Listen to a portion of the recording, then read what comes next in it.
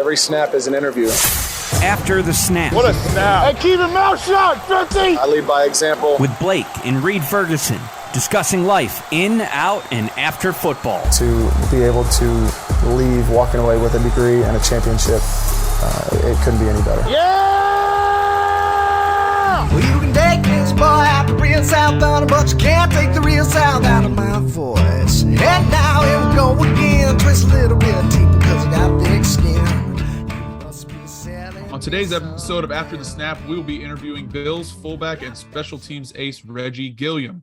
We'll cover his new extension with the Bills, his Raising Cane's order, and everything in between. It's time for After the Snap. Let's go. Today we welcome in one of my favorite teammates, and I believe the third biggest Raising Cane's fan on this Zoom call, something we've talked a bit at length about. Bills fullback and special teams ace Reggie Gilliam. Welcome to the pod. Appreciate you guys having me on. Thanks for joining us. We had Alec Ingold on last week. I'm not sure I'm sure you know who he is. Do you know Alec personally? I don't, but all fullbacks matter. So that's right. He was big. I think that phrase, Blake, correct me if I'm wrong, that phrase came up quite a few times last week in the interview. Yes. I kind of want to jump right into it. Congratulations on recent extension during training camp. I'm glad to have you around for a few more years in Buffalo for the next few seasons, obviously. What is that? Can you just share a little bit about what that means for yourself and your family? Really, it just means everything to me because 2-3 years ago, I didn't even know if I was still going to be playing football, with COVID, and COVID canceled my pro day. So here I am, a walk-on at a MAC school, going in as a fullback, trying to get out of the MAC as a fullback and make it to the league. That seemed like a far stretch, but here I am. So that extension really was just like an extra, wow, you did it. What was we hear a lot about Maction. Is the hype for real? Yes, you got to turn it on Tuesday nights.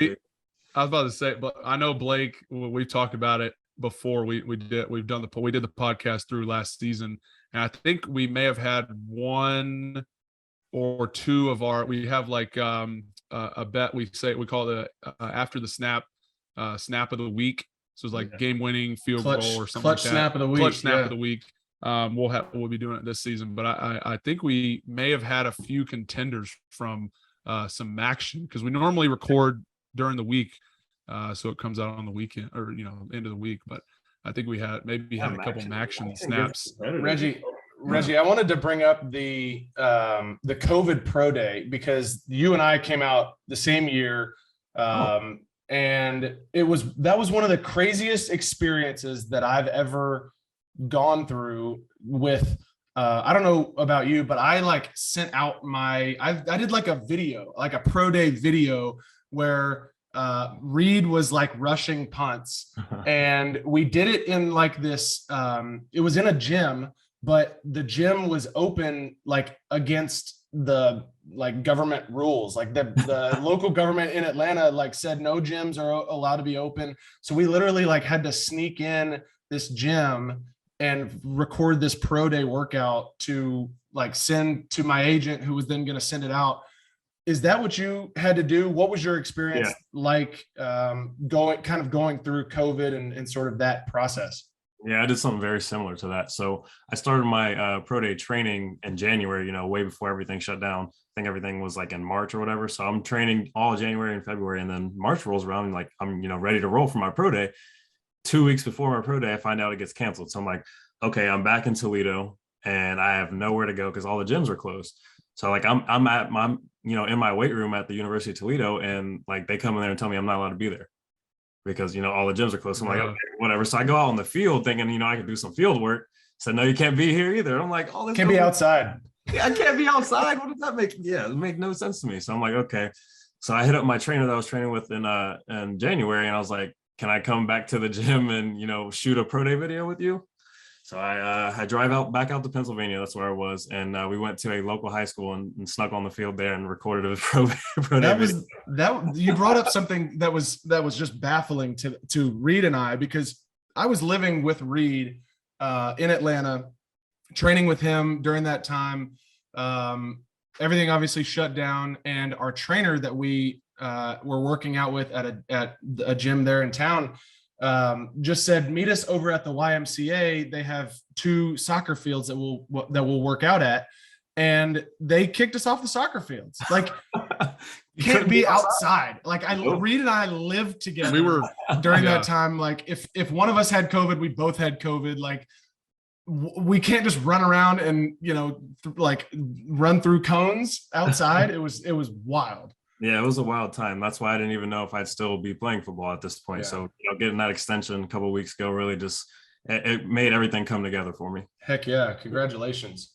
I want to stay on that topic a little bit because I something that Reggie, you and I have in common. We were not as fortunate as Blake to be a draft pick in the spring, but something that we have in common being undrafted free agents and making a team and a couple years into our careers. Alec Ingold obviously hit on it last week. He was also undrafted, played in Oakland for a couple years, now down in Miami. He shared some of the struggles and a little bit of his perspective on making the team as an undrafted free agent. What can you kind of dive into what that was like for you in 2020, with all the COVID stuff going on in the offseason, but after you signed in Buffalo, kind of how did you maneuver yourself through that offseason and through that training camp, and then on through the season once you made the team?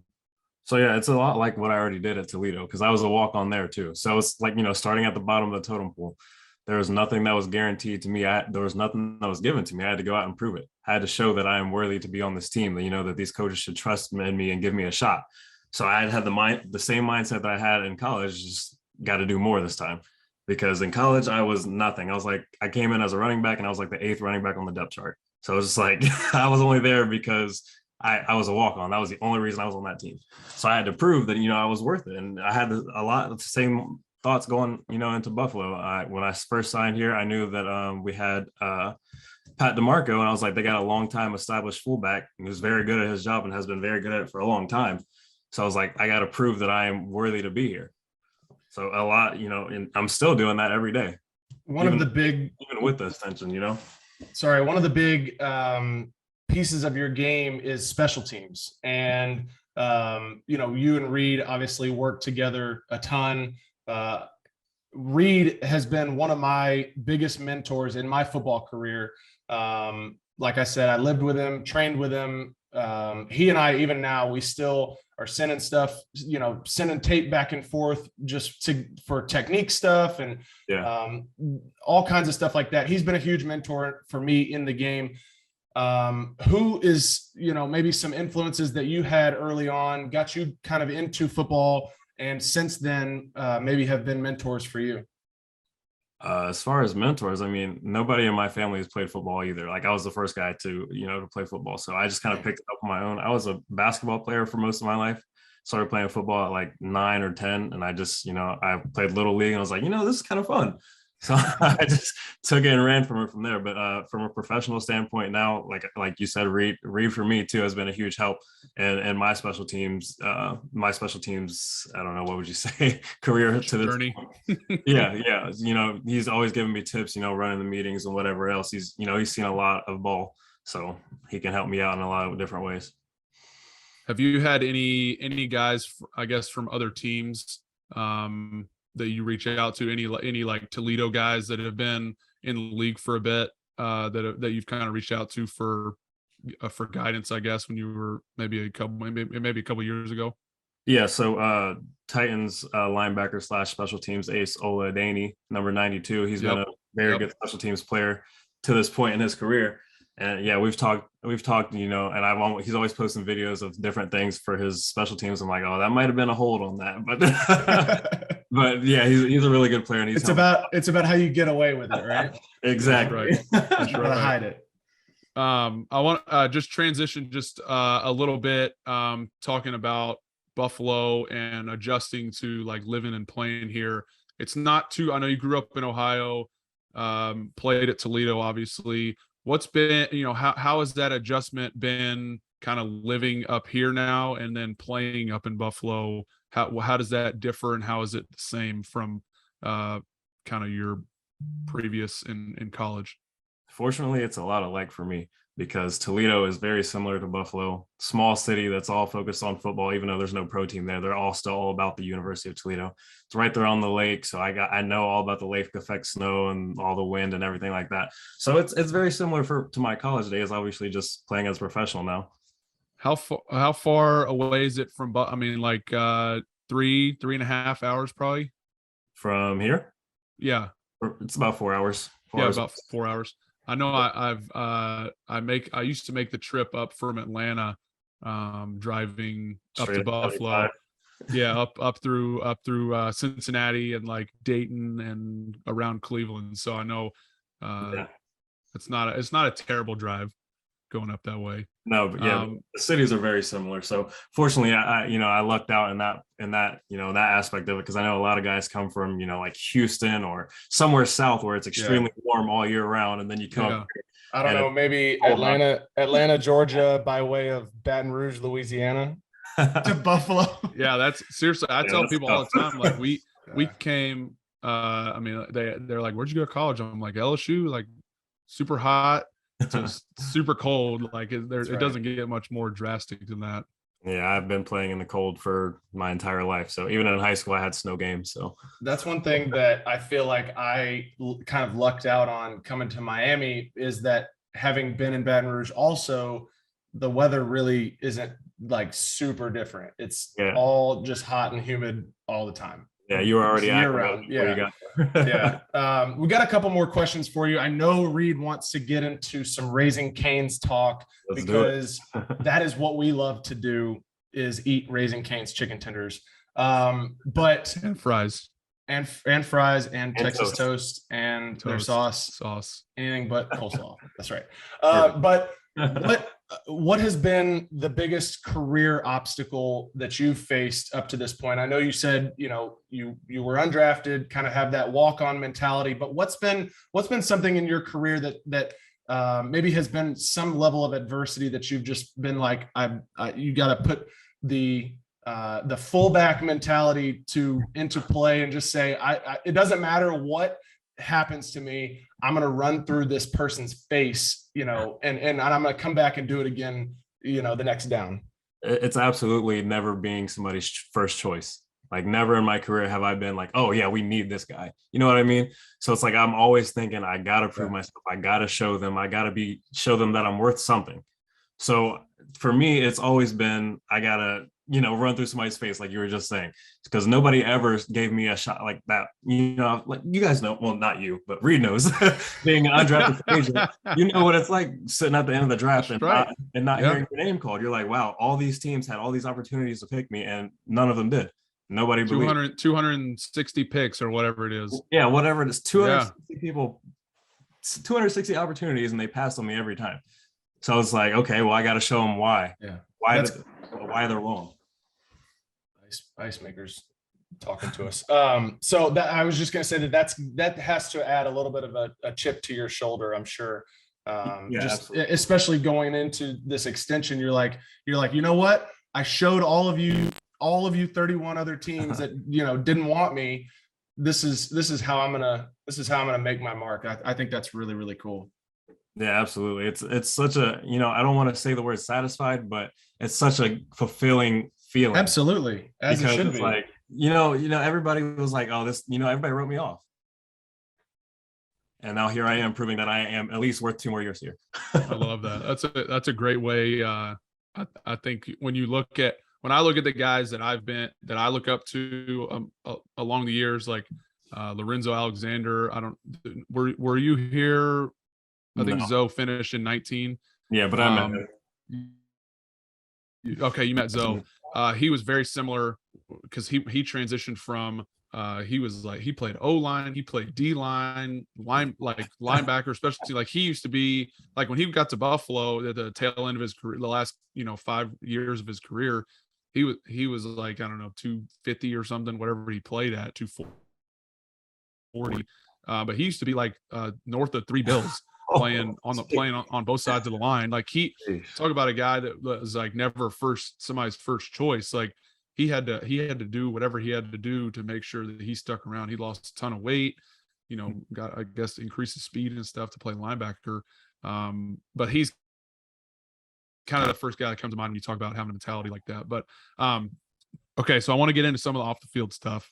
Before we get into that, I just want to piggyback off what you were saying. I didn't know he played. I didn't know he was O-line. I didn't know he was over 300 pounds at one point in his career. Yeah. But like Blake was saying about like a hardship, that's another one for me that I had to switch positions when I got to college, because I was playing running back my entire life. I didn't know anything else. And like, obviously I knew of the fullback because he's just like a running back without the ball. Like, I'm always behind him. But when I got to college and I was there behind great running backs like Kareem Hunt and Terry Swanson, all these other guys that were, Toledo greats and went on to the league. So I'm like, okay, well, I'm never going to get on the field as long as these guys are here. So when I asked my coach, like, what can I do to play? And he's like, well, there's always special teams. And then he said, you could put us in the H-back tight end hybrid role. I was like, all right, let's do it. So I took it from there and I just ran with it, because I wanted to play and I wanted to be on the field. And I knew that was my fastest way onto the grass. So how many teams now? I'm glad you said that. How many teams?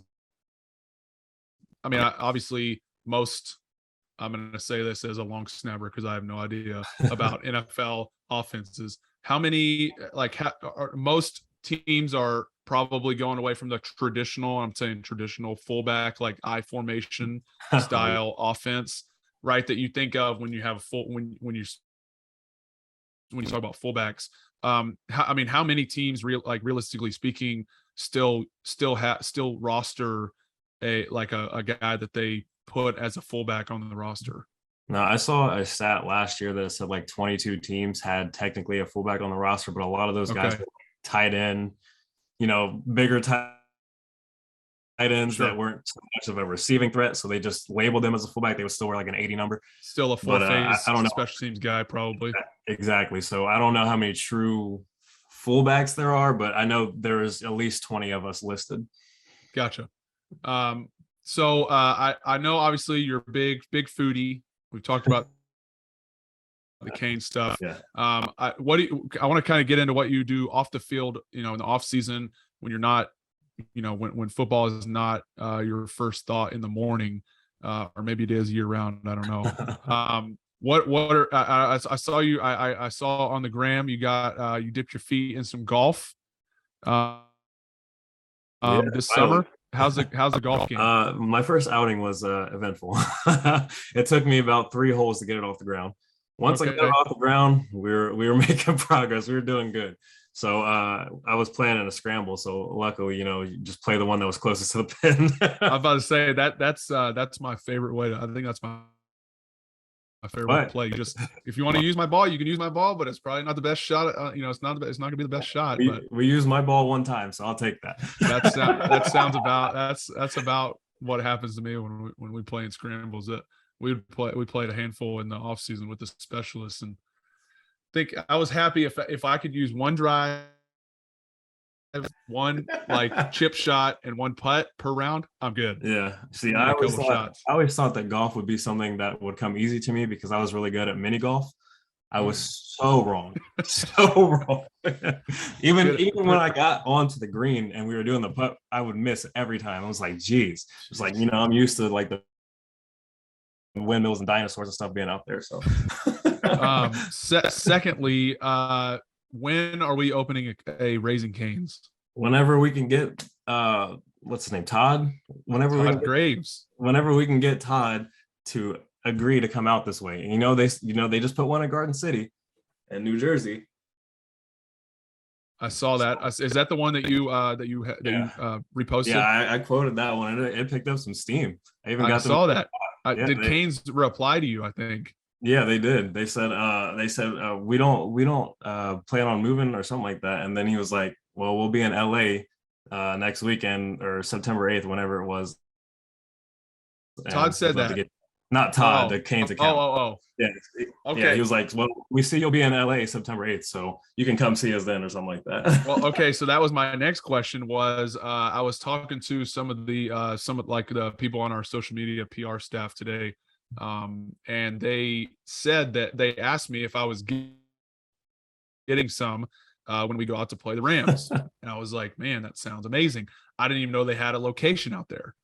I know that they just opened one like in Times Square in New York City. So I guess like LA, I guess it makes sense that they have one out there. But they told me, they were like, you should, because I don't know Todd, but we've messaged a few, we've talked a few times, obviously with the LSU connection of him being down there. But they told me that we should reach out and see if we could get some sent to the team hotel. Oh, that would be huge. The first thing I do whenever we go to an away game is I get on DoorDash and see if there's a Canes. Okay, I'm glad we're on the same page. I'm glad we're on the same page. Especially if it's a night game, so I know that my body has enough time to recover. It will be out of the system. Or I'm like, yes, that's right. I'm like, I got a free morning to get this out of my system before I gotta. All right, if it's a night game, I might get it for lunch the next day too. I mean, if you ain't had it in a while and you go somewhere where it's pretty close to the hotel, it's hard to pass up. Yes, it is hard to pass up. Reggie, what's your order when you go to Raising Cane's? I need a caniac, no slaw, and depending on the day, it'll be extra toast or extra fries. It just depends. Wow, man. We are better friends than I thought. And then I have to add a sauce for 29 cents, whatever it is. All right. If you truly want to change your life, get the butter on both sides. Toast with butter on both sides. I knew it. I knew it. It is 30 cents extra, and it is well worth every penny. Yeah, I just got hip to that actually, like the last 2 years. I didn't know anything about it until somebody told me about it, and now butter it's on both sides. You will never order it differently, and you're already eating a plate full of 6 chicken fingers, fries, and 2 Texas toasts or whatever it is. What's a little extra butter? What's some extra butter? It doesn't matter. Load it up. It doesn't matter. Load it up. Sometimes I forget to get it, and I'm just like kicking myself when I open the box. I forgot the butter on both sides. Yes. I of course got to finish it off with Arnold Palmer. Yes. Large Arnie Palmer. Okay. So just to finish off on the Canes thing, when I reached out to them, Reggie, I think I told you this, or I was telling a few people in the building that are big Canes fans. So Todd told me they weren't franchising. That's why when I reached out to him, I was like, hey, we need to get a freaking Canes up here. Chick-fil-A is killing it. There's a Popeyes by the stadium that is usually busy every time I drive by it. People like their fried chicken up here. and it's close enough to where like people, I would say enough people are aware of Raising Cane's now to where it's not just a regional thing. Absolutely. In Louisiana and Texas. But he was like, no, we're not franchise. We don't franchise, blah, blah, blah. So anyway, Todd, if you happen to listen to this, know that you have 2 very, very. Hey man, can we get one in South Florida? Like, what's the word? Can we get them? You can get one in Miami. You can we get them all over the place? The closest one I think is like Clemson, South Carolina. Oh brother. Wow. No, there's one in there's a couple in Georgia. No, I think like mileage wise from Miami, Florida, Clemson, South Carolina is like the closest like mileage route. I think you just go straight up I-95 up into South Carolina or something. I don't know. Anyway. Yeah. Todd, if you're listening, you have 2 very adamant Raising Cane's fans that would love to open up a Buffalo location. It would do very well. So one more thing. Boyko was telling me to ask you about a mug that he has on his desk. Yeah. He told me you'd be familiar. Are you? It says Reggie effing Gilliam. Is that something that you were involved in? Or No, did you give that to him? No, I did not. He ordered it. He ordered it. Yeah. So a couple of years ago, That's even better. That is perfect. no way. I don't know where it came Blake, from. I wish wait, hold on. He sent me a picture of it. Hold on. Before you go in too deep, I have to show Blake. He said this cup, he texted me and said this cup needs publicity. This is the cup. Reggie That's amazing. That is perfect. Gilliam. That's It's perfect. he said he drinks his coffee in it. So all right. So what's the backstory? He said there's a good backstory. So in 2020, my rookie year, I don't know where it came from, but I guess I earned that nickname somehow. And I got on Twitter and I see people calling me that. And I'm just like, okay, whatever. And the next thing I know, laying the wood on kickoff. next thing I know, there's merch, there's t-shirts, there's cups, there's hoodies. I'm like, what is all this stuff? And people are like coming to the games holding up signs. And I'm just like, where did this start? And the next thing I know, I forget his name. I think his name is Jim. His @ on Twitter is like adlib716 Jim or something like that. And he DM'd me. He was like, hey, do you want some of these cups? I was like, no freaking way. Sure. So he sent me some, and then I posted a picture of him on Twitter, and he's been using them for however long to promote the cup. But yeah, there's hoodies, there's all types of stuff. That was probably his nice way of telling you not to sue him for using your name on cups. That was hey, like, don't sue me. That was like, hey, I'll cups. send you a dozen cups if you will just not send a cease and desist order. Yeah, there's like thermal mugs and all types of stuff. That's awesome. So check them out. All right. Okay, so no, go ahead, Blake. So thank you, first of all, for coming on the pod this week. We want to finish by firing off a couple of questions that we like to call short snaps. Okay. We do them here at the end. They're fun. The first one we've got for you is, what is your favorite away stadium that you played in? Favorite away stadium? You kind of put me on the spot. I got to think about all the stadiums I've been in. I think I would say the Cardinals. I like being out there in Scottsdale, and the dome was really nice. I enjoyed the field. It was soft. So I would say Cardinals. Soft field. We've got a soft field in Phoenix. That's the second time we played there. And we played there twice. Very nice. Yeah. Very nice. Least favorite away stadium? I would say MetLife, the Jets / Giants, 100%. because that turf is very stiff. So bad. Turf. There's Reggie, you've heard of the curse of the turf there? No. Like guys get hurt all the time. Oh, I didn't hear about that, but yeah, you should if you have time, look it up. It's the turf at MetLife.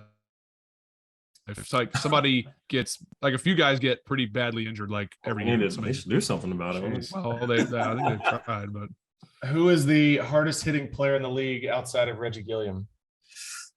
Whew, that's a pretty big gap there. 1, 2.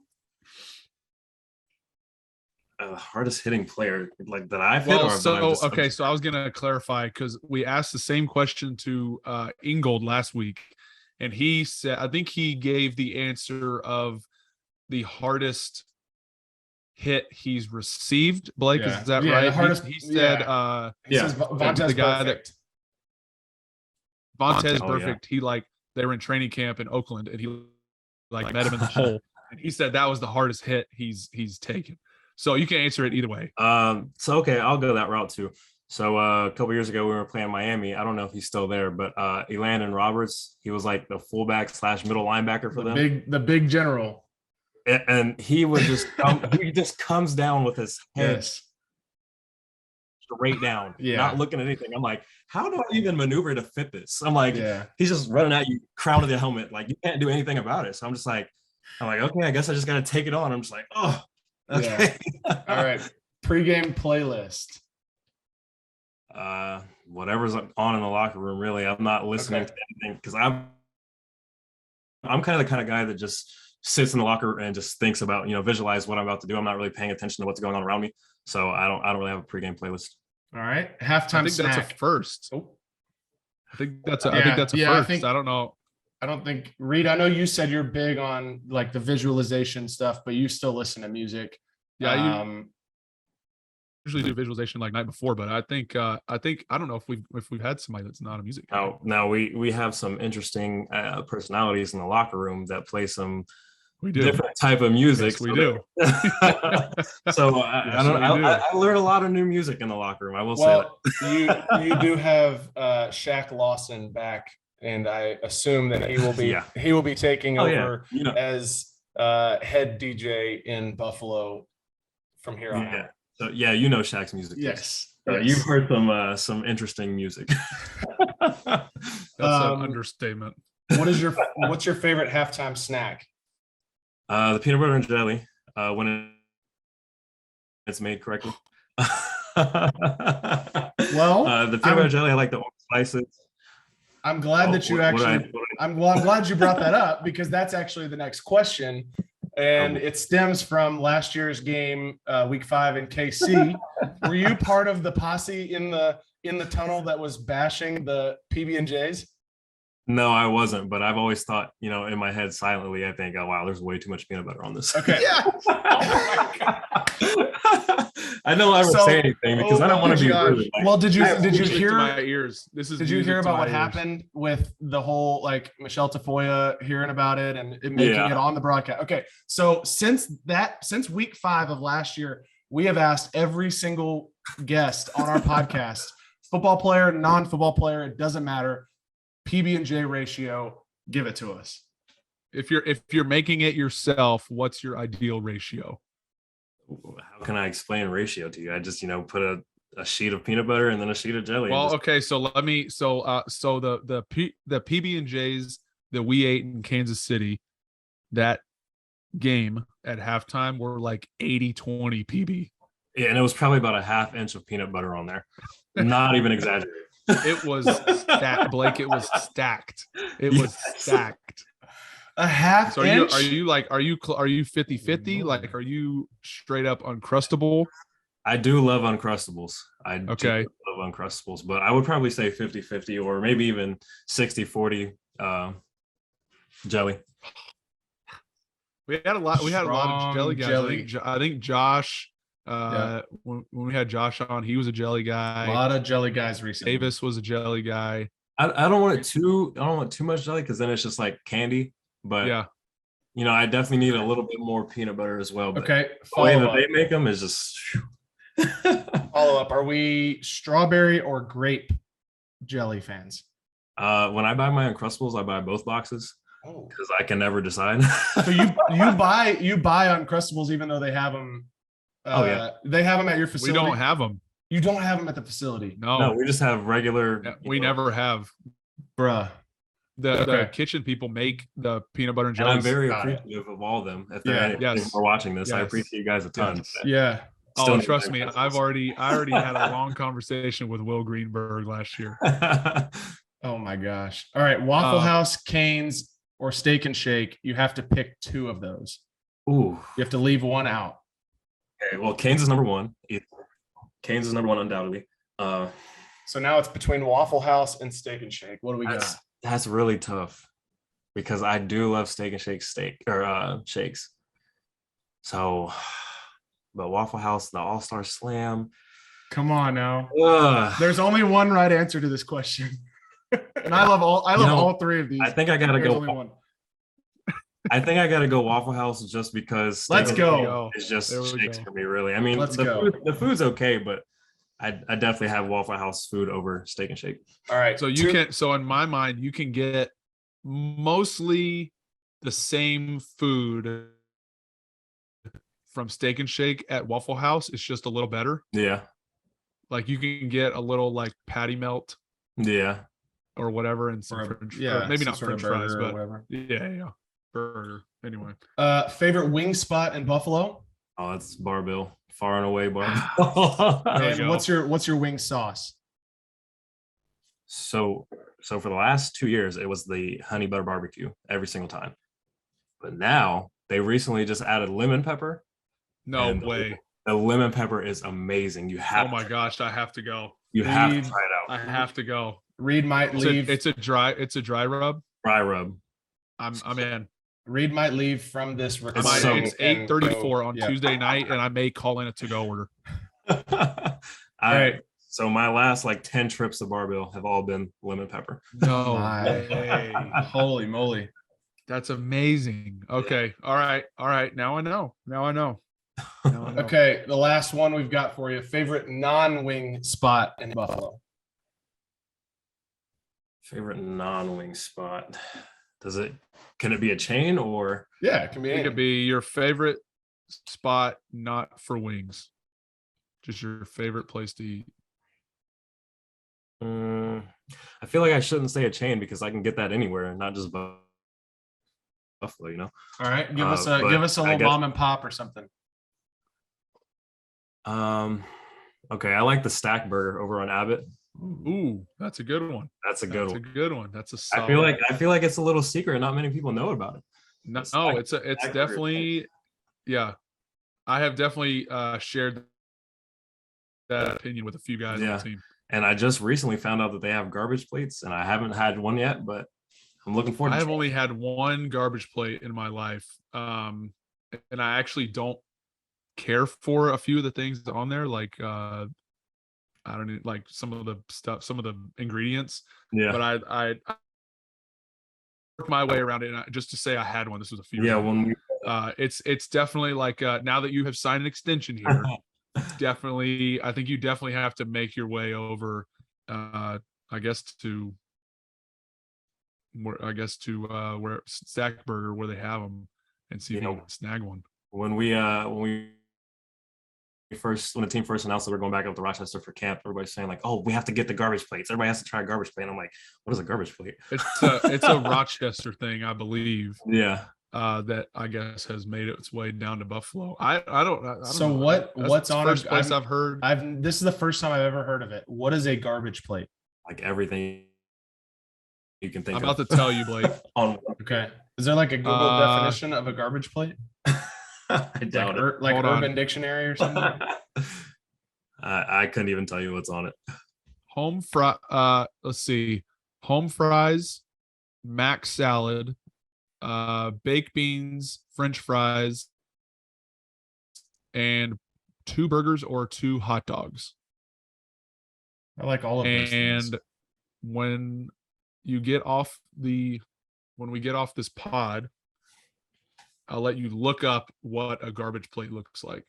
I thought it was way more stuff than that. It might be, because I think there's like sauce. Like some places put like mustard and onions on it. Do they just like put it all on like one thing and just like it's like all mixed up? Okay, yeah. See, it is literally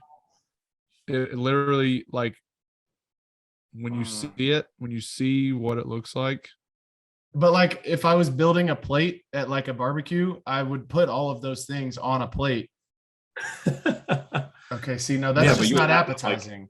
You would have them like sectioned off, and this is just like you wouldn't be eating your mac salad with your home. That looks like something with the burger. Yeah, that looks like something that you would eat as like a competition on like Man versus Food or something. No. See, that just doesn't look appetizing. Like they were intentionally. I mean, it's called a garbage plate, but they were intentionally trying to make it look terrible. I think so. I think the place in Rochester is called Nick Tahoo's or something like that. Like the OG garbage plate, I think. And somebody probably 40 years ago was like, all right, what do we have left in the kitchen? Throw it all on a plate and we're serving it to people. Like all the drunk people that are coming in, let's just give them a plate. This was going to go in the garbage, but we're actually going to give it to you. Here we go. Exactly. That's how it got its name. Well, that's all we got, Reggie. Thank you so much for joining us here for a bit. Appreciate you so much. I've thoroughly enjoyed having you as a teammate the last couple of years, and looking forward to some great years ahead. I appreciate you guys. Awesome, man. Thank you. Blake, I thought that interview was fantastic. Reggie, he's one of the most insightful guys. I think he's relatively young, going into his 3rd year, but he's one of the most insightful guys that I've had the pleasure of being teammates with, and that to me, that clearly came across in the interview. He seemed, I had never talked to him before, but I had heard all the good things that you had to say about him. He just seemed like a really just down to earth guy, super just nice dude, fun to be around. He's very genuine. Yeah. And so he's a guy that I would like to, go to Raising Cane's with and get a Caniac combo, I think is where I would go with that. But big thank you to Reggie for coming on the pod this week. That is a wrap on this week's episode of After the Snap. As always, follow us on social media at After the Snap Pod. Subscribe to us as well on Apple Podcasts, Spotify, YouTube, wherever you consume our content. Find us there, subscribe and follow. We will see you back here next week. This has been After the Snap, tales from two brothers who live life upside down.